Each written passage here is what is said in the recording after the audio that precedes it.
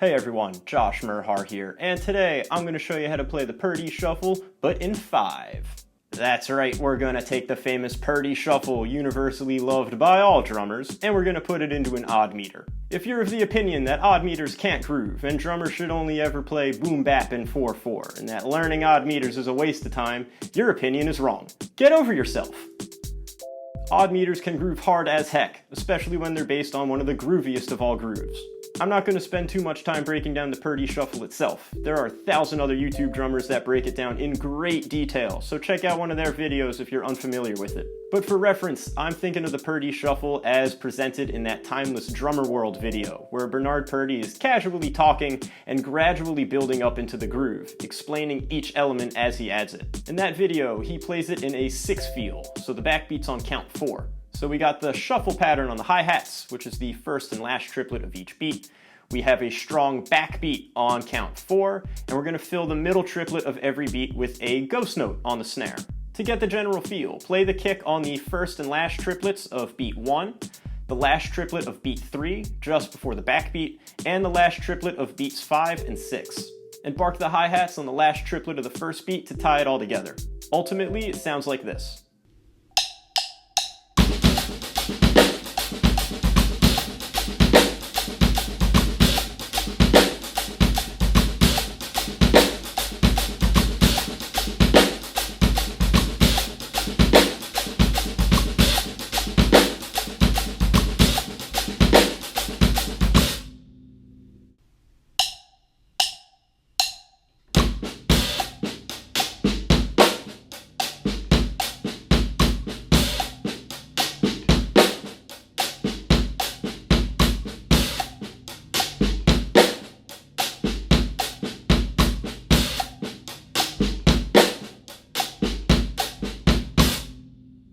But another common version is a 4/4 variation, like the groove from the Steely Dan tune Home at Last, or like John Bonham's performance on the Led Zeppelin tune Fool in the Rain.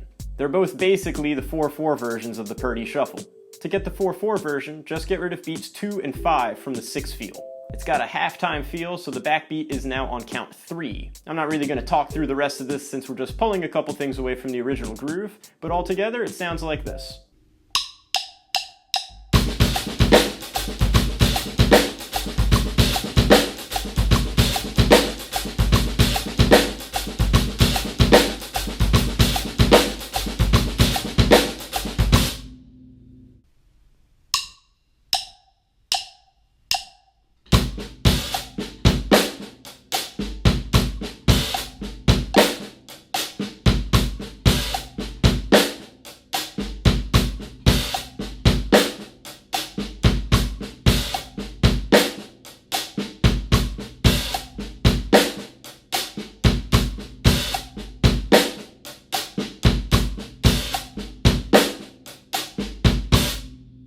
Now let's make a version of this groove that's in 5. There are a couple ways to do that, like thinking of the measure of 5 as 2 beats plus 3 beats, or 3 beats plus 2 beats. We'll start by thinking of the measure of 5 as 3 beats plus 2 beats.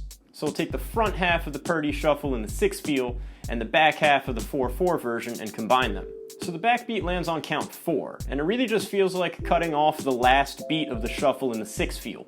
I'll play it up to speed first, and then real slow.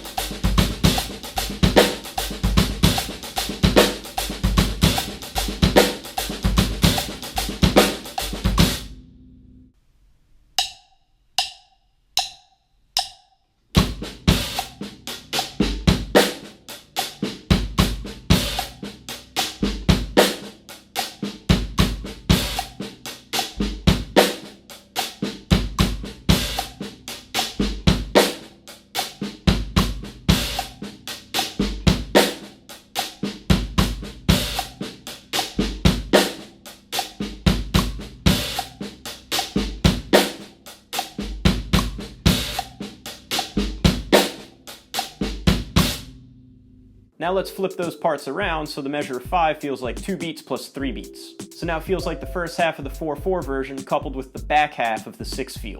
Same thing as before, I'll play it up to speed and then real slow.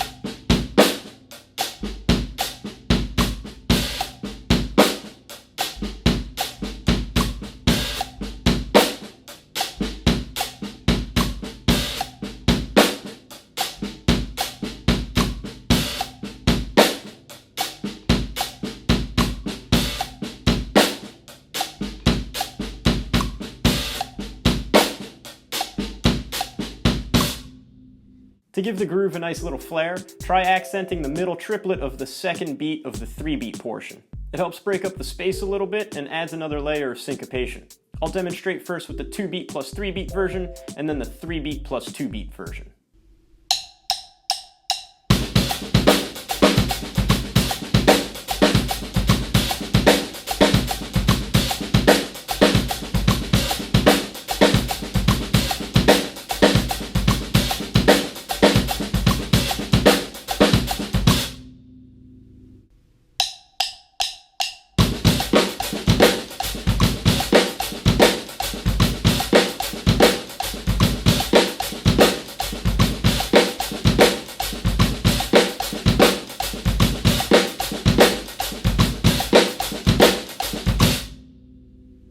From there, add embellishments however you see fit. You could even work in that slippery little hi-hat stomp lick that I broke down in a previous video. Either way, start simple and gradually branch out as you get more confident feeling out these grooves. Try accenting different parts of the beats, move kicks around, and see what kind of combinations you can work up.